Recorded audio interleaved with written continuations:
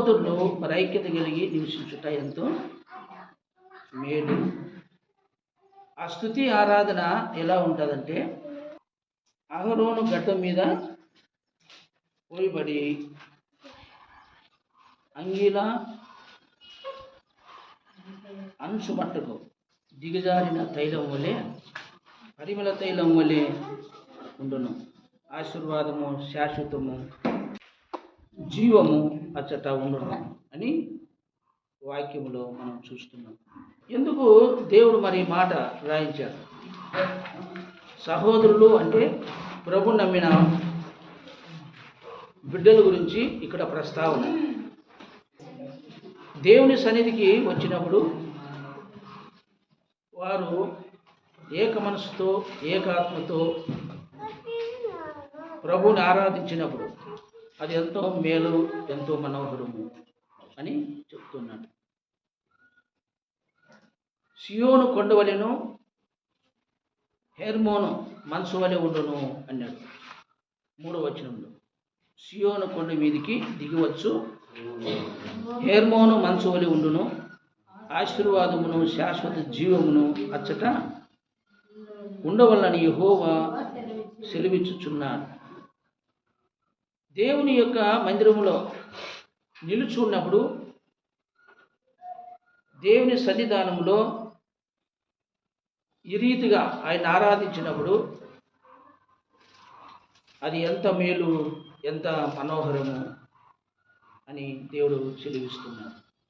చూడండి 134వ కీర్తనలో మొదటి వచనం, యెహోవా సేవకులారా, యెహోవా మందిరములో రాత్రి నిలుచుండు వాళ్ళరా, మీరందరూ యెహోవాను సన్నుతించుడి. దేవుని మందిరములో నివసిస్తున్న మీరందరూ కూడా యెహోవాను సన్నుతించుడి, ఆరాధించండి, స్తుతించండి అని ఇక్కడ సెలవిస్తున్నాడు.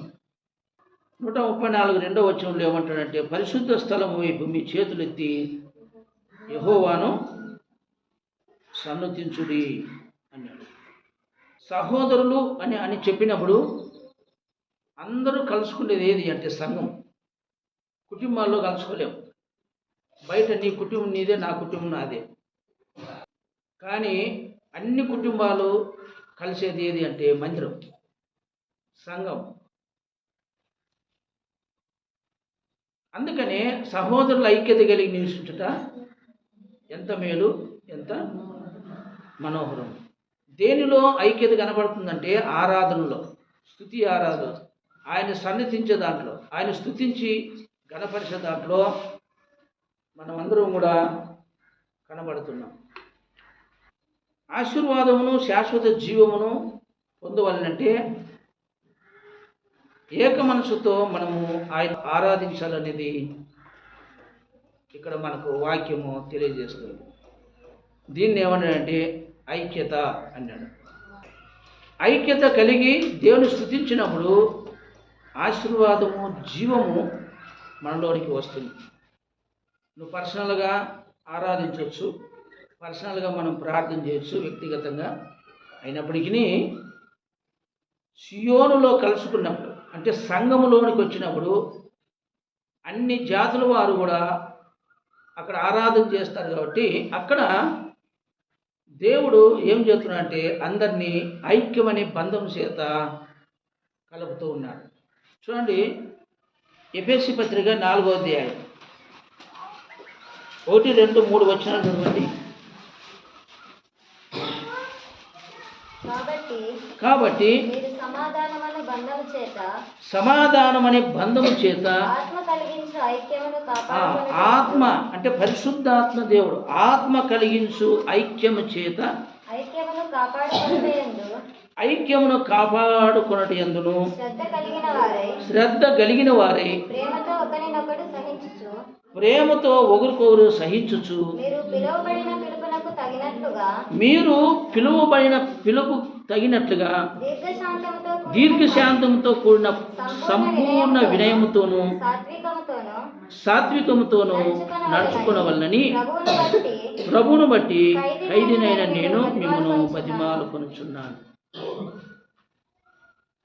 ఎందుకంటే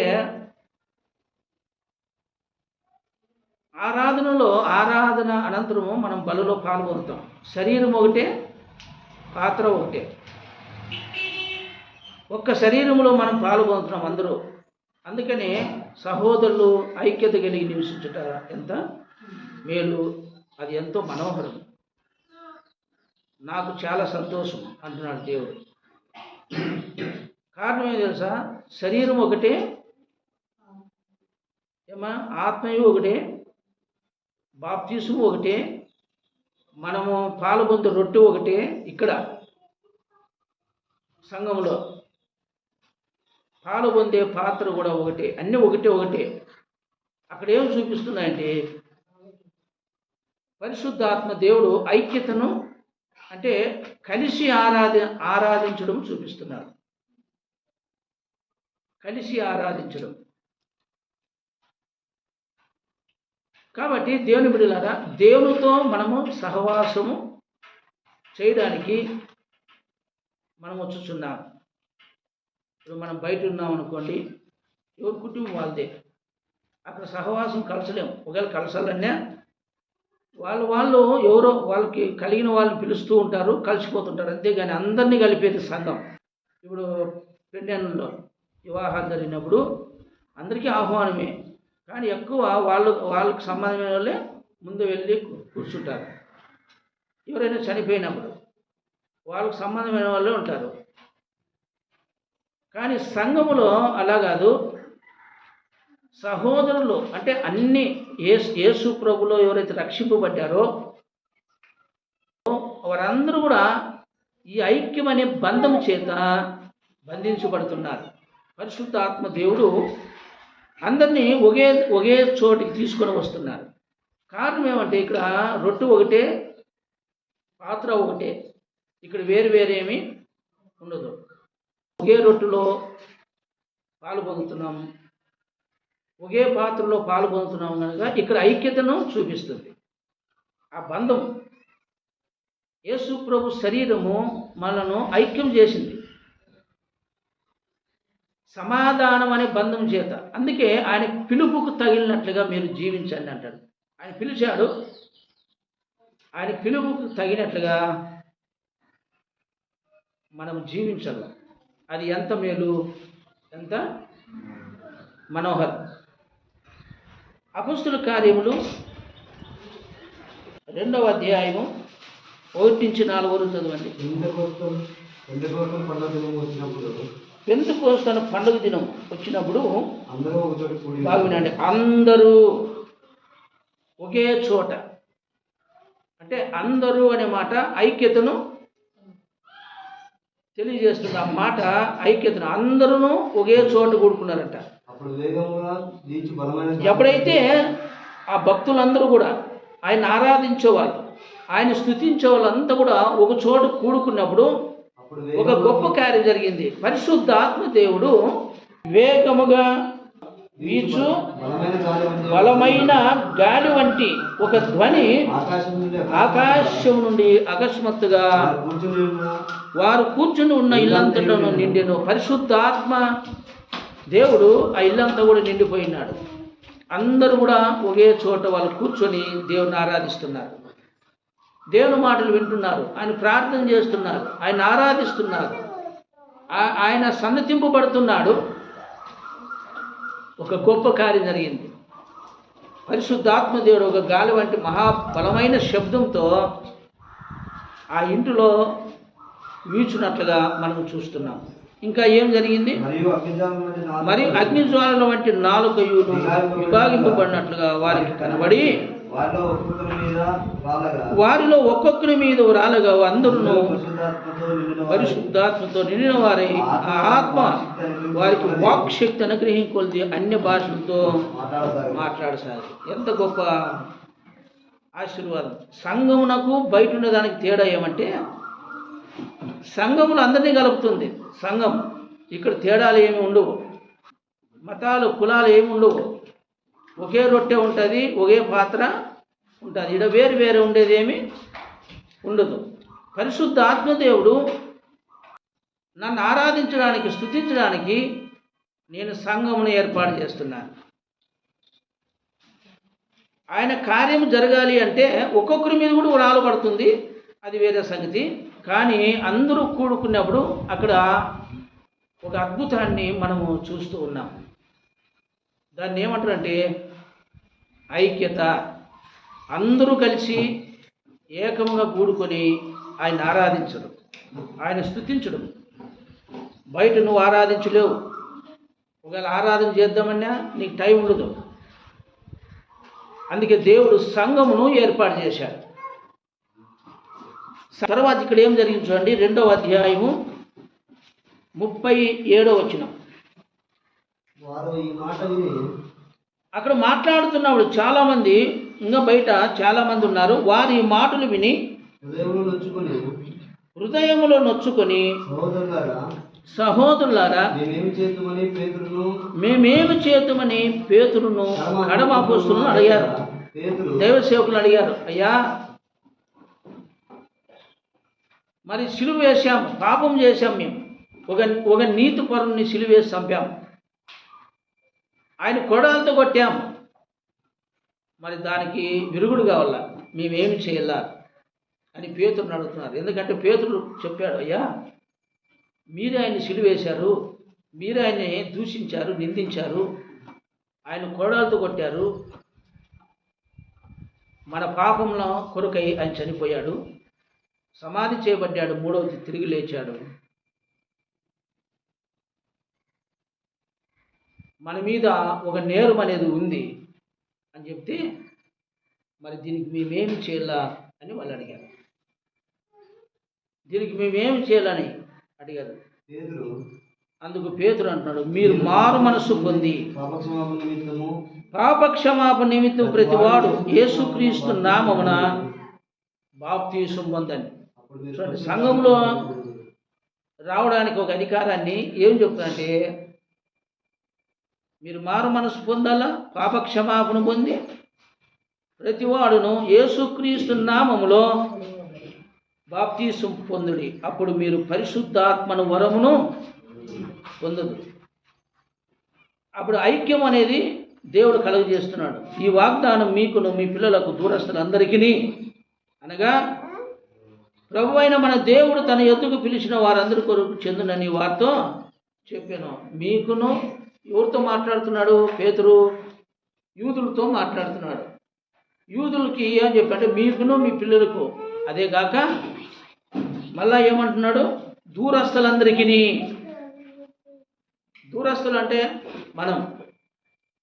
మనం యూదులము కాము, మనం ఎవరము? దూరస్తులము.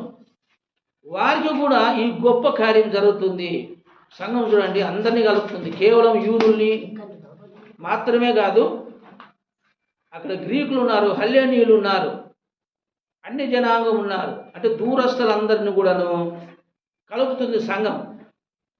అందుకే ప్రతి వాడు కూడా యేసు నామమును బట్టి బాప్తీసం తీసుకోవాలా. ఇంకను అనేక విధములైన మాటలతో సాక్ష్యం ఇచ్చి ఒక హెచ్చరికను పేతురు ఇస్తున్నాడు. మూర్ఖులకు ఈ తరము వారికి వేరే రక్షణ పొందుడని హెచ్చరించాను. కాబట్టి వారు వాక్యం అంగీకరించిన వారు, వాక్యం ఎవరైతే విన్నారో, వాక్యాన్ని ఎవరైతే అర్థం చేసుకున్నారో వాళ్ళు బాప్తీసం పొందారు.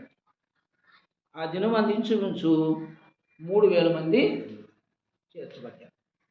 చేర్చబడ్డారు. అంటే ఆ కొంతమంది ఉన్న సంఘంలోనికి 3000 మంది చేర్చబడ్డారు. దేనిని బట్టి? దేవుని వాక్యాన్ని బట్టి. ఆయన హెచ్చరిక ఇచ్చాడు, మూర్ఖులకు ఈ తరము వారికి మీరు వేరుగా ఉండాలి.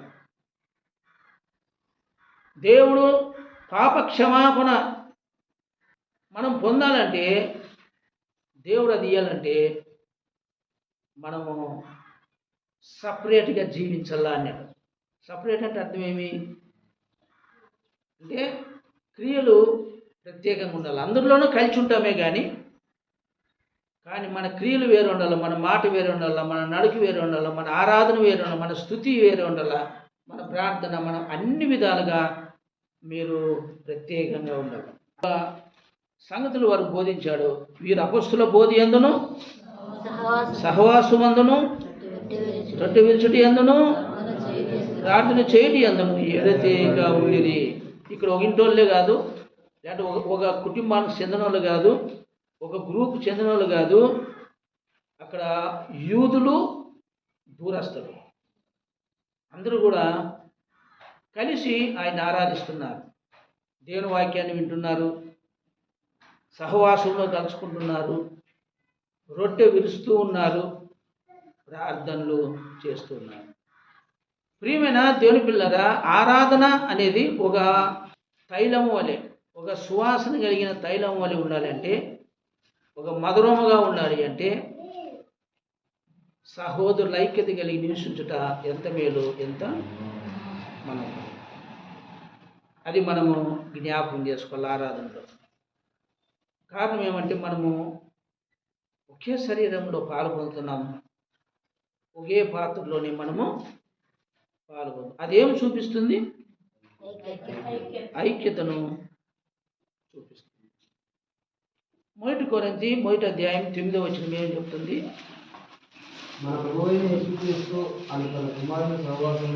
మన ప్రభు అయిన యేసుక్రీస్తు అను తన కుమారుని సహవాసమునకు మిమ్మల్ని పిలిచిన దేవుడు నమ్మదగిన వాడు. ఇక్కడ బాగా వినండి, మిమ్మల్ని పిలిచిన దేవుడు ఎలాంటి వాడు? నమ్మదగిన వాడు. ఎందుకు పిలిచాడు అంటే తన ప్రియ కుమారుడైన క్రీస్తుతో సహవాసం, ఐక్యత, క్రీస్తులో ఐక్యము కలిగి ఉండడానికి దేవుడు మిమ్మల్ని పిలిచాడు. కాబట్టి 10వ వచనం ఏం చెప్తుంది? సహోదరులారా, మీరందరూ ఏకభావంతో మాట్లాడవలననియు, మీలో కక్షలు లేక ఏక మనసుతోనూ ఏక తాత్పర్యముతోనూ మీరు సన్నద్ధులై ఉండవలననియు మన ప్రభు అయిన యేసు క్రీస్తు పేరిట మిమ్మల్ని వేడుకొనుచున్నాను. దేవుని పేరిట మిమ్మల్ని వేడుకుంటున్నాను. కారణం ఏదంటే మనల్ని పిలిచిన వాడు నమ్మదగిన వాడు. దేవుడు పిలిచాడు. ఎవరితో సహవాసం చేయడానికి? తన కుమారుడైన క్రీస్తుతో సహవాసం చేయడానికి ఆయన పిలిచాడు. కాబట్టి మనము దాన్ని వదులుకోకూడదు, దాన్ని విడిపించుకోకూడదు. సహవాసాన్ని విడిపించుకుంటే కష్టాలు, బాధలు, వేదనలకు గురవుతాం. ఎందుకంటే ఒక మంచి సహవాసాన్ని పోగొట్టుకుంటే మన జీవితంలో ఎడారి జీవితంగా మారిపోతుంది. అందుకని సహవాసము దేవునితోనే ఐక్యపరచబడాలి. కారణం ఏం తెలుసా? ఆయన మన పాపాల కొరకే చనిపోయి సమాధి చేయబడి 3వ దినం తిరిగి లేచాడు. సంఘము తన స్వరక్తంతో కొని మనందరిని కూడా దాంట్లో పెట్టాడు. మనమంతా కూడా సహోదరులము, సహోదరులు. దీంట్లో ఏ భేదాలు గీదాలు ఏమీ లేవు. గ్రీకులైనా, హల్లేయులైనా, యూదులైనా అందరూ ఒకటి. అందరి మీద పరిశుద్ధాత్మ దేవుడు భేదం లేకుండా ఒక అగ్నిజ్వాలలుగా నాలుకలు విభాగించి వాడాడంట. నాలుకలు విభాగించాడంట. ఆయన ఏమి తేడా, నేను యూదుల మీదే దిగల్లా అనలేదు, హల్లేయుల మీదే, గ్రీకుల మీదే దిగాల అనలేదు. అక్కడ అందరూ కలిసి ఉన్నారు. ఆ గదిలో అందరి మీదను ఒకే రీతిగా ఆయన కప్పబడ్డాడు. అప్పుడు వాళ్ళందరూ కూడా అన్ని భాషలు మాట్లాడారంట. కొందరికి ఈ భాష అర్థం కాదు, కొందరికి ఆ భాష అర్థం కాదు. ఇప్పుడు అందరికి అర్థమవుతుందంట పరిశుద్ధాత్మ దేవుడు వచ్చినప్పుడు. వీళ్ళు మాట్లాడేది వాళ్ళకి అర్థమైంది, వాళ్ళు మాట్లాడేది వీళ్ళకి అర్థమైంది. కాబట్టి సంఘంలో తప్ప మనం ఎక్కడ కలవలేమండి. బయట ఎప్పుడు కూడా కలవలేము, ఏకం కాలేము. ఏకపరిచేది ఒక సంఘమే. ఇక్కడ ఏముంది అంటే ఆరాధన, స్తుతి ఆరాధన, ఆయన నామమును ఘనపరచడం, ఆయన ఆరాధించడం, స్తుతించడం, ఆయన కొనియాడడం. అందుకని దేవుని సన్నిధికి మనం వచ్చినప్పుడు బాగా వినండి. 100వ కీర్తన 3-4 వచనాలు చదవండి. దేవుడని తెలుసుకొని యెహోవాయే దేవుడని తెలుసుకొనుడి. ఆయనే మనలను పుట్టించెను. ఆయనే మనలను పుట్టించెను. మనము ఆయన వారము. మనం ఆయన వారము. మనము ఆయన ప్రజలము. మనం ఆయన ప్రజలము. ఆయన మేపు గొర్రెలము. కృతజ్ఞతార్పణలు చెల్లించుచు కృతజ్ఞతార్పణములను చెల్లించుచు ఆయన గుమ్మములో ప్రవేశించుడి. ఆయన గుమ్మములో ప్రవేశించుడి అని. కీర్తనలు పాడుచు ఆయన ఎలా ఆయన గుమ్మంలోనికి రావాలా? కృతజ్ఞత అర్పణములు చెల్లించుచు ఆయన గుమ్మంలోనికి రావాలి, ప్రవేశించాలి. దేవుని స్తుతించడానికి, ఆరాధించడానికి కృతజ్ఞతార్పణములు చెల్లించుచు ఆయన గుమ్మంలో ప్రవేశించుడి. తర్వాత కీర్తనలు పాడుచు ఆయన ఆవరణంలోనికి రండి. కారణం ఏం తెలుసా? ఐక్యత అనేది ఎంత మేలు, ఎంత మనోహరం. కృతజ్ఞతాస్తులు చెల్లించుచు ఆయన గుమ్మంలోనికి రండి. కీర్తనలు పాడుచు ఆయన ఆవరణములో ప్రవేశించండి. ఆయన స్తుతించుడి. ఆయన నామమును గణపరచుడి. యెహోవా దయాళుడు. ఆయన కృప నిత్యము. ఆయన సత్యము తరతరములు. కృప నిత్యము ఉంటుంది, సత్యము తరతరములు. ప్రియమైన దేవుని పిల్లలారా, ఆరాధనలో ఉండే సహోదరులు ఐక్యత కలిగి నివసించుట ఎంత మేలు, ఎంత మనోహరం. అంటే మనోహరంగా మేలు అనే దానికి దేవుడు మనకి ఇవన్నీ బయటపరుస్తున్నాడు. సహోదరులు అంటే యేసు ప్రభువుని నమ్మిన అందరికీ అది మనం జ్ఞాపకం చేస్తాం. సహవాసం అనేది హత్తుకొని పోతారు. ఆయనకు దూరంగా ఉంటుంది సహవాసంగా. దేవుడు మనల్ని ఎందుకు పిలిచాడు తెలుసా? ఇప్పుడే చదివా 1 కొరింథీ 1:8 తన కుమారుని యందు సహవాసం కలిగి ఉండడానికి ఆయన మనల్ని పిలిచాడు. ఆయనతో సహవాసం చేయడానికి దేవుడు మనల్ని పిలిచాడు. మీకు ఒక పాఠం, ఉదాహరణ చెప్తాను. రూతు గ్రంథం 1:16. అందుకు రూతు నా వెంబడి రావద్దనియు నన్ను విడిచిపెట్టమనియు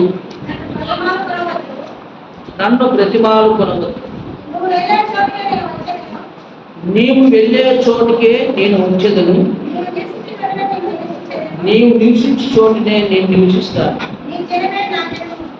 నీ జనమే నా జనము, నీ దేవుడే నా దేవుడు. నీవు మృతి పొందిన చోటునే నేను మృతి పొందను, అక్కడనే పాత్రపడతాను. మరణం తప్ప మరి ఏదైనా నిన్ను నన్ను ప్రత్యేకించినలా యెహోవా నాకు ఎంతైనా కీడు చేయడు కాక. భాగంగా బంధం, ఐక్యం అనే బంధాన్ని ఇక్కడ మనం చూస్తున్నాం. నయోమి, ఓర్పా, రూతు వీళ్ళు 3 సంతులు మనకు బాగా తెలుసు. యవ్వన కాలంలోనే భర్తలను పోగొట్టుకున్నారు, భర్తలు చనిపోయారు. అది మోయాబు దేశము, అన్యుల దేశము, విగ్రహారాధన సంబంధమైన దేశము, ఆచారాలు కలిగిన దేశము. అలాంటి దేశంలో వాళ్ళు నివసిస్తున్నారు. నయోమి ఏం చెప్పిందంటే, మీరు యవ్వన పిల్లలు మీరు వెళ్ళి ఇంకొక పెళ్లి చేసుకొని కుటుంబాలు కట్టుకోండి, జీవించండి మంచిగా అని చెప్పింది. ఆమె ధర్మం ప్రకారంగా చెప్పింది. కొంత పోరాటం జరిగింది కోడళ్ళకి అప్పుకి మాటల ద్వారా. అయితే శివునికి రిజల్ట్ ఏమంటే, ఓర్ప తన అత్తను ముద్దు పెట్టుకొని పోయింది. కానీ రూతు తన అత్తను హత్తుకొనేను అని ఉంది వాక్యం. రూతు తన అత్తను హత్తుకొనెను.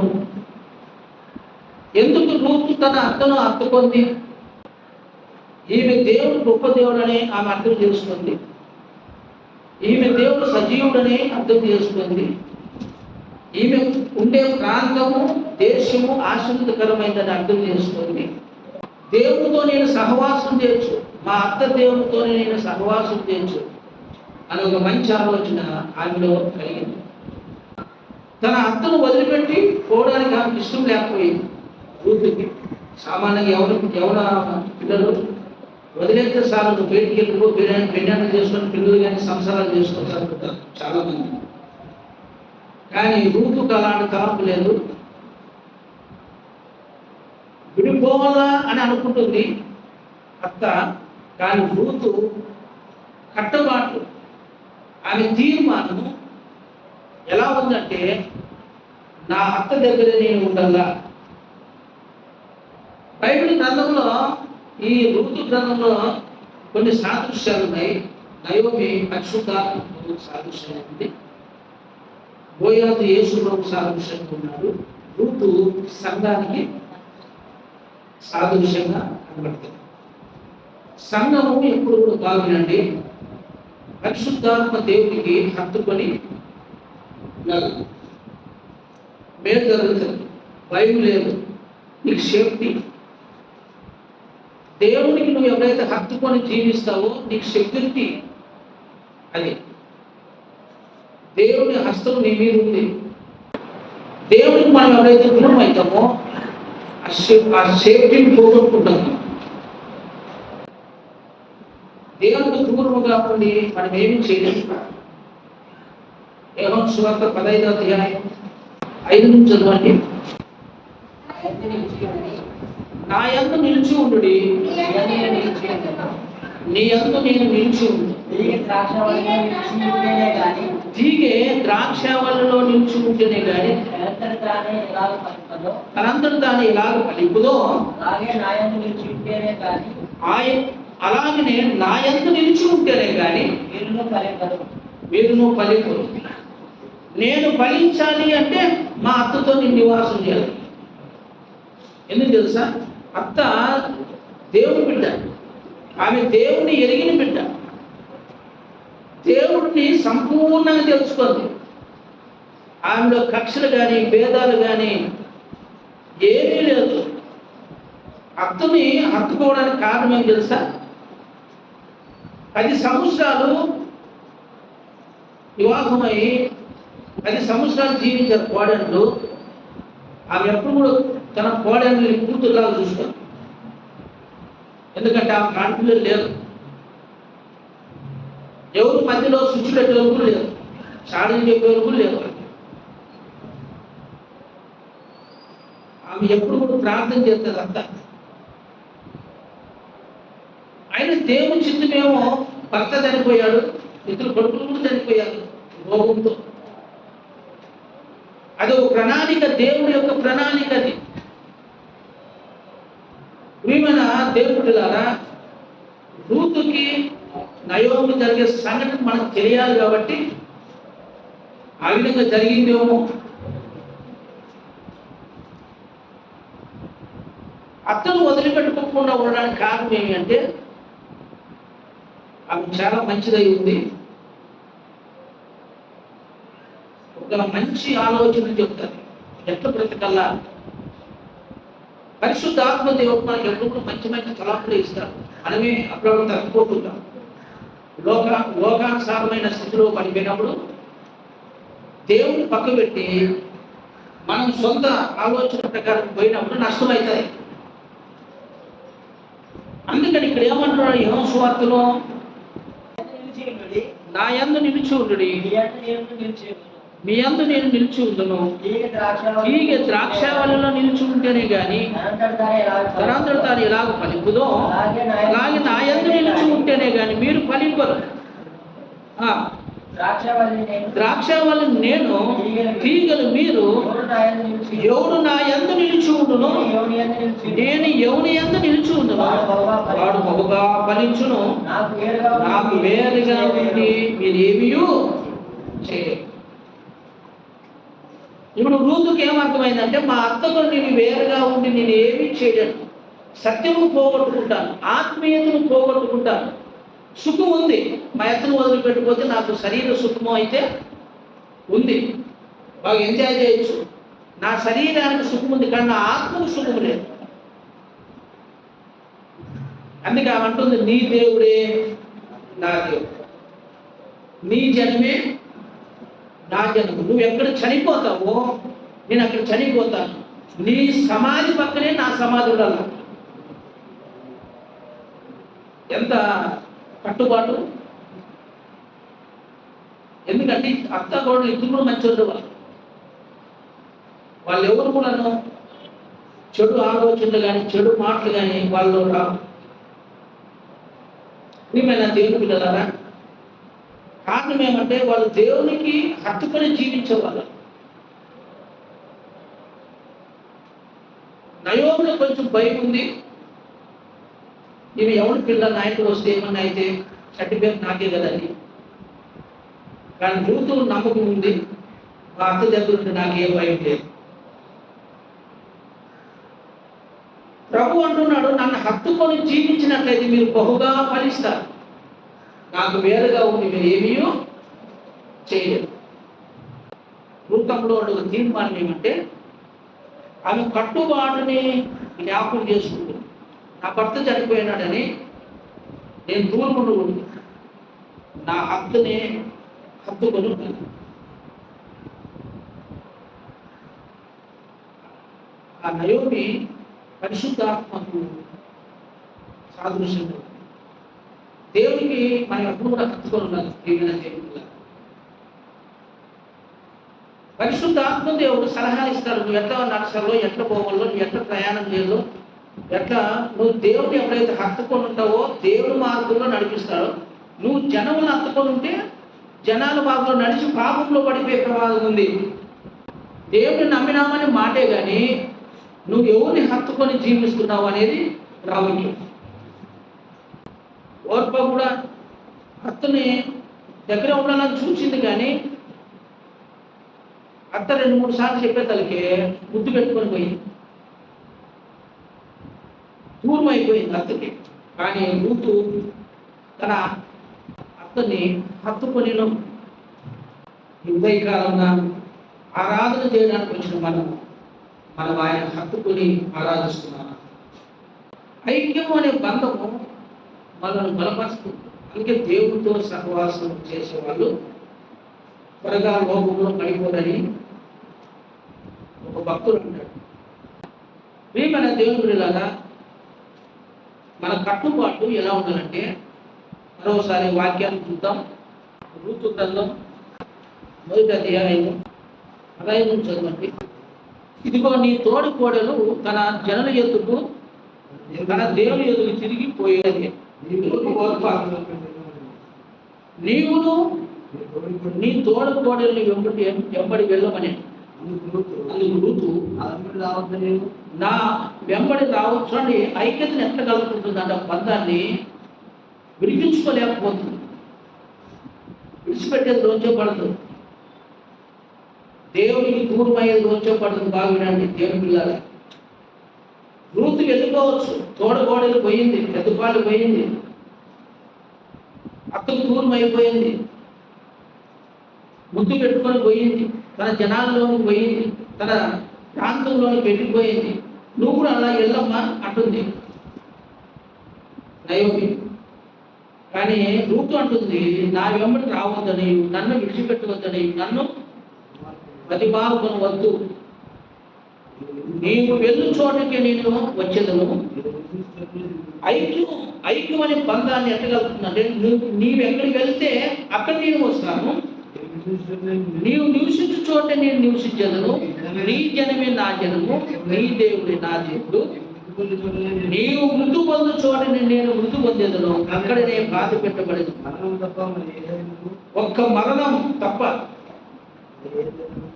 మరి ఏదైనా నిన్ను నన్ను ప్రత్యేకించినలా యెహోవా నాకు ఎంతైనా కీడు చేయనుగాక అని.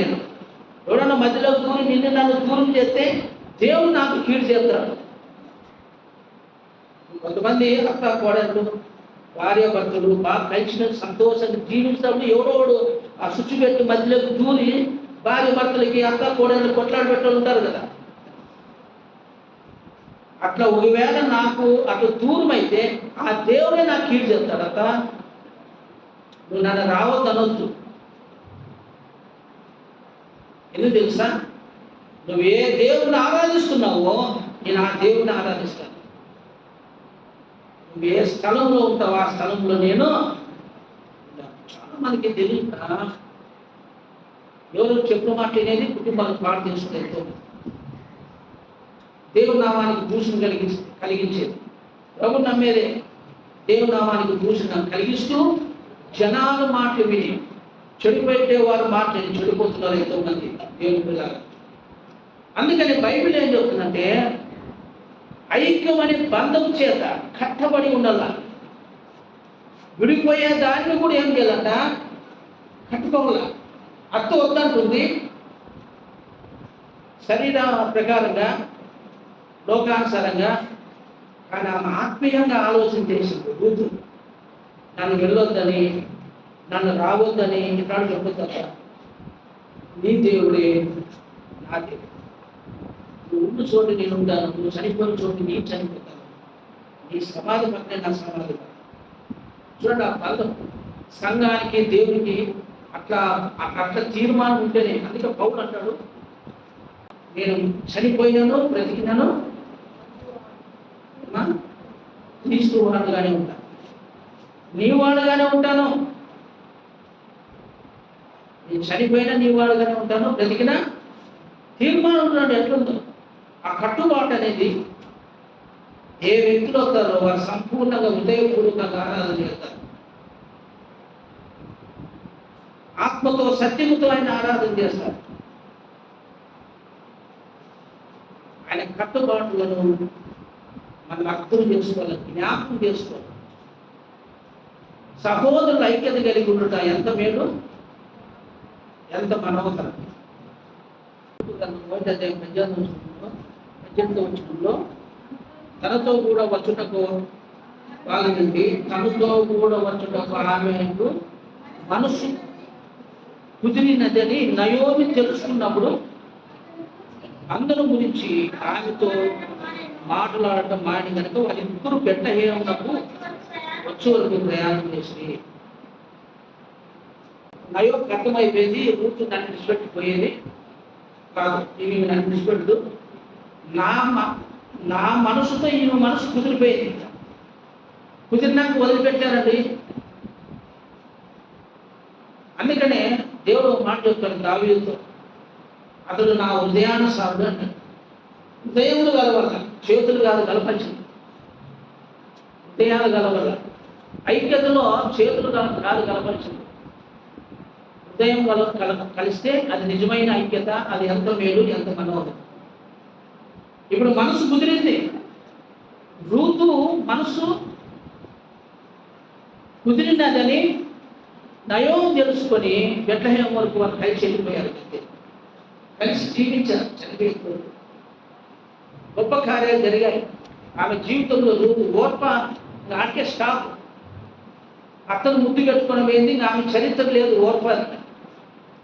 ఆమె ఎట్లా బతికిందో ఎట్లుందో అక్కడ ఏం బైబిల్లో ఏమి రాయబడ్డదో రూతు గురించి పరిశుద్ధాత్మ దేవుడు ఎక్కువగా రాయించారు. కారణం ఏం తెలుసా? ఆమె దేవుడితో సహవాసం చేసింది.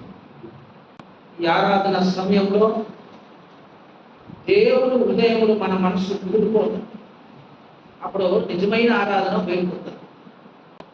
తలంపులు, ఆలోచనలు, కట్టుబాట్లు మన ఆలోచన సరిగ్గా లేకపోతే సత్యముతో ఆత్మతో ఆయన ఆరాధించలేదు. ప్రియమైన దేవునిలాగా మనమంతా కూడా ఆత్మతో సత్యముతో ఆయన ఆరాధించాలి.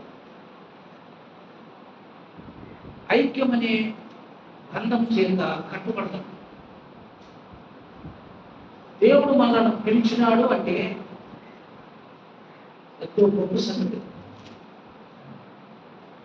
ఆరాధించే ముందు మనం ఒక ఆలోచన చేయాలి. ఇంతమంది జనాలు ఉండగా నిన్ను నన్ను ఎందుకు దేవుడు పిలిచాడు? ఒక వ్యక్తి ఎవరైనా ఎమ్మెల్యే పిలిచాడంటేనే ఉత్సాహంతో పరిగెత్తుతాం మనం. ఒక వ్యక్తి నన్ను పిలుస్తున్నాడు అంటే అప్పుడు నిన్ను పిలిచినాడా అంటే పరిగెత్తకపోతాం, ఎంతో వినిపిస్తాం వాళ్ళకి. మరి మనుషులకే మనం అంత వినిపిస్తే సృష్టికర్త అయిన దేవుడే నేను పిలిచాడు, మరి ఆయనకి ఎంత విలువేదో ఒకసారి ఆలోచించి ఆయన పిలుపుకు మనము వినిపిస్తున్నామా? ఏ మామూలు ఎవరైతే దేవుడు అనుకున్నా ఉంటాడో మామూలు అనుకుంటాం.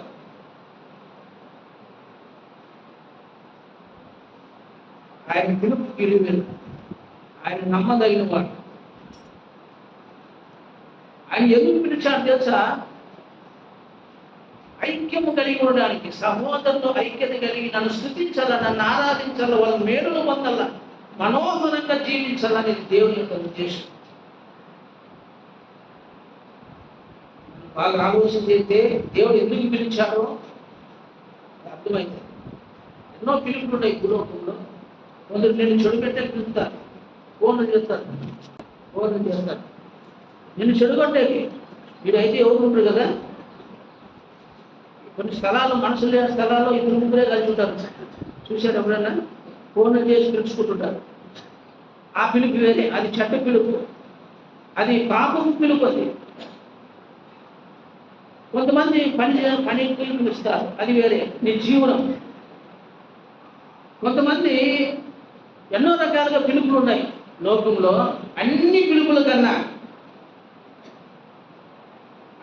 పిలుపుల కన్నా పరిశుద్ధమైంది గొప్ప పిలుపు ఏది తెలుసా?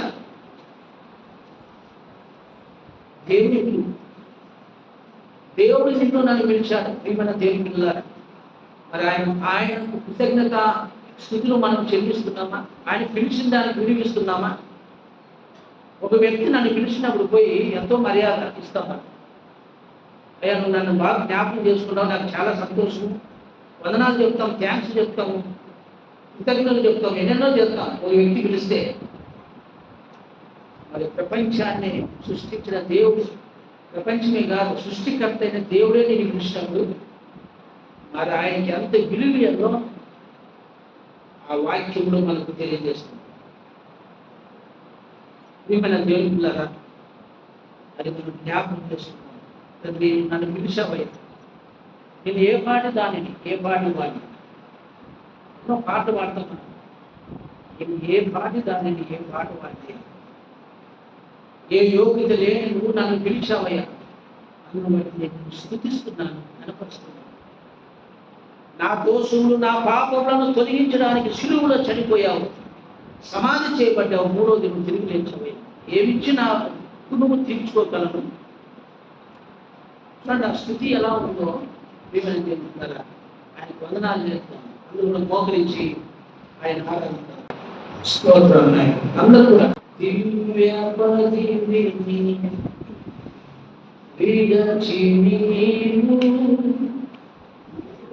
దీనుడవై పుట్టినావు,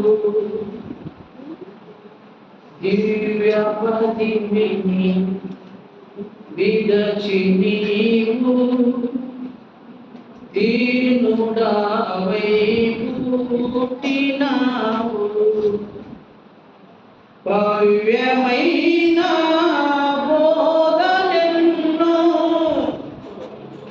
భవ్యమైన బోధనెన్నో వాకుగా నేర్పినావు, వాకుగా నేర్పినావు, భజన చేయుచు పాలక స్తుతింతుని నామమును.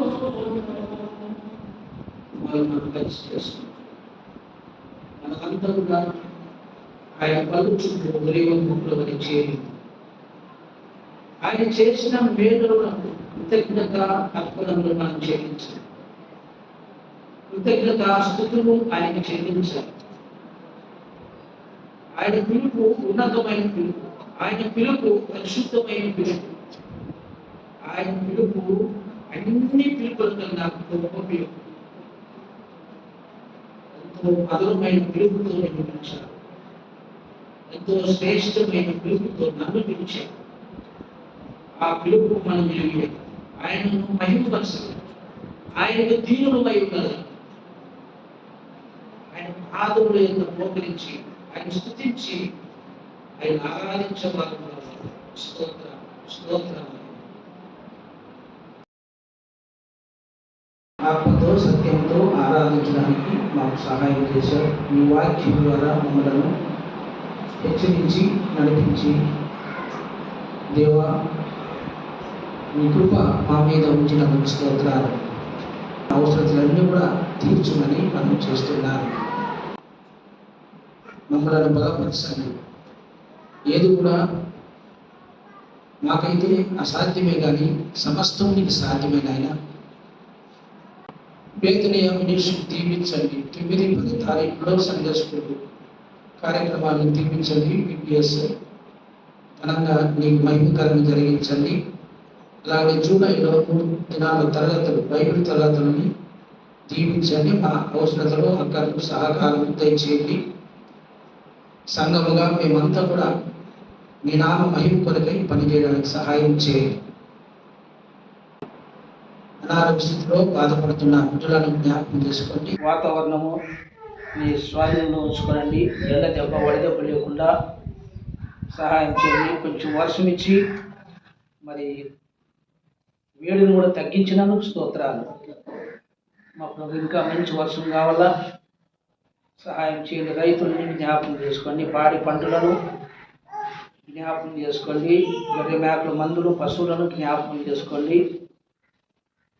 ఆయా వ్యాపారాలు జ్ఞాపకం చేసుకోండి. ఎవరు ఏ పని కలిగి ఉన్నారో, ఏ వృత్తి కలిగి ఉన్నారో ఆ వృత్తిలో వారు ఆస్వాదించబడినట్లు సహాయం చేయండి. కొంతమంది అప్పులతో బాధపడుతున్నారు. తీర్చలేని స్థితినైనా మితిమీరిన వ్యవహారము ఆనాడు ఒక ఎదురాలకి ఎట్లా దారి చూపావో అయా నీ పిల్లలకు దారి చూపించి అప్పు తీర్చుకునే భాగ్యం దయచేయండి. ప్రజల యొక్క కష్ట సుఖాల్లో నీవు తోడుగా ఉండే దేవుడు తండ్రి. సంఘ బిడ్డలందరినీ జ్ఞాపకం చేసుకొని ఐక్యతతో ఐక్యమనే బంధం చేత కట్టుబడి మరి నయోమిని రూతు ఏ విధంగా హత్తుకొని జీవించారో అలాంటి ఐక్యత సంఘ బిడ్డలకు దయచేయండి. నీ ప్రేమలో వర్ధిల్లినట్లు సహాయం చేయండి. వాక్య సత్యములను గ్రహించి విశ్వాస జీవన ప్రయాణంలో వారు సాగునట్లు సహాయం చేయండి. కుటుంబాలను దీవించి ఆస్వాదించండి. ఎంతోమంది నీ సన్నిధికి రాలేక ఉంటున్నారు. లోక మాలిన్యములో పడి లోక వ్యవహారంలో మునిగిపోతూ అయ్యా నీకు దూరం అవుతున్నారు. నీ వాక్యం చెప్తుంది, నాకు దూరముగా ఉండి మీరు ఏమీ కూడా చేయలేరు, నన్ను అంటగట్టుకొని జీవించండి అని చెప్పావు. చిన్నపిల్లలు మొదలుకొని పెద్దల వరకు దీవించండి.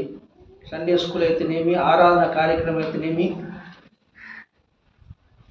అలాగనే ప్రార్థనలు అయితేనేమి, స్త్రీల కూడిక అయితేనేమి, మరి జరుగుతున్న సండే స్కూల్ అన్ని కార్యక్రమాల్లో తోడుగా ఉండి సమృద్ధిగా దయచేయమని నడిపించమని ప్రార్థిస్తున్నాను. మరి పెద్దలు, మరి వయసు అయిన వారు ఉన్నారు. మరి నూతనముగా కావాలని తలంపు కలిగి ఉంటుండగా కొన్ని నిబంధనలను నీ వాక్యంలో తెలియజేశావు. ఆ లక్షణాలు కొన్ని అయినా కలిగిన బిడ్డలను బాధ్యత కలిగి సంఘం పట్ల బాధ్యత కలిగిన బిడ్డలు ఓర్పు, సహనము, దీర్ఘశాంతము, నిందారహితము ఇలాంటి బిడ్డలు కావాలని లేఖనాలు చెప్తున్నాయి. అలాంటి బిడ్డలను మరి సిద్ధపరచమని ప్రార్థిస్తున్నాను. పెద్దల ద్వారా దీవించబడడానికి, ఏర్పాటు చేయబడడానికి సహాయం చేయండి. ఎందుకంటే దేవుని సంఘము ఇది నీ సంఘం అనక నీ చిత్తానుసారాన్ని జరిగించి నీ నామకు మహిమ తెచ్చుకోమని ప్రార్థిస్తున్నాను. మోకరించిన బిడ్డలను జ్ఞాపకం చేసుకొని వారి అవసరతలు అక్కడ తీర్చండి. బుధవారము మరి నీ పని బాత్రూమ్ పని చేయడానికి సిద్ధపరచమని. మరి నీళ్లు కష్టంగా ఉంది, నీళ్లు దొరకడం లేదు, సహాయం చేయండి. ప్రతి అవసరత తీర్చి మహిమ తెచ్చుకోమని. మరి యవనస్తులు కూడా సంతోషంగా హృదయంతో పనిచేయడానికి సిద్ధపరచండి. యవన కాలం యెహోవా కాడి బయట నరునకు మేలు అని చెప్పావు. ఇది నా వంతు కాబట్టి నా వంతులోనే చేస్తాను, నీ వంతుకు రాను అనేది లోక పద్ధతి. అది దేవుని పని అనేది ఉత్సాహంతో చేయవారిని ఆయన ఆశీర్వదించును, దీవించునని నీ వాక్యం చెల్లిస్తుంది. ఉత్సాహంగా ఇచ్చువారిని, ఉత్సాహంగా పని చేయవారిని ఆయన ఆశీర్వదిస్తాడని చెప్పావు. ఆ రీతిలో నీ పిల్లలందరినీ నడిపించి సహాయం చేయమని, నీవే తోడుగా ఉండమని. జరుగుతున్న ఆరాధన కార్యక్రమాలన్నింటిలో కూడా సహాయం చేయమని. వివాహాలు, సంతానములు జ్ఞాపకం చేసుకోండి. వారి అవసరతలు అక్కడ తీర్చండి. మంచి సంబంధాలు దయచేయండి. ఆడపిల్లలకు మగపిల్లలకు దేవుని యొక్క నిబంధన ప్రకారం జరిగించండి. వివాహమై సంతానం లేని స్థితిలో ఎంతోమంది ఎదురు చూస్తున్నారు, సహాయం చేయండి. దేవా, గర్భవతులు బాలించిన పసిపిల్లల్ని జ్ఞాపకం చేసుకోండి. మంచి ఆరోగ్యాలు అనుగ్రహించి సహాయం చేయమని, తోడుగా ఉండమని అడిగి పొందుకున్నాము తండ్రి. మన ప్రభు అయిన యేసుక్రీస్తు కృపయు తండ్రి అయిన దేవుని ప్రేమ చేరవచ్చిన బిడ్డలందరి మీద, మోకరించిన బిడ్డలందరి మీద, కుటుంబముల మీదను, జరగబోయే కార్యముల మీద ఇప్పుడు ఎల్లప్పుడు సదాకాలం తోడైనగాక. ఆమేన్, ఆమేన్, ఆమేన్. అందరికి వందనాలమ్మా, వందనాలు, వందనాలు, వందనాలు.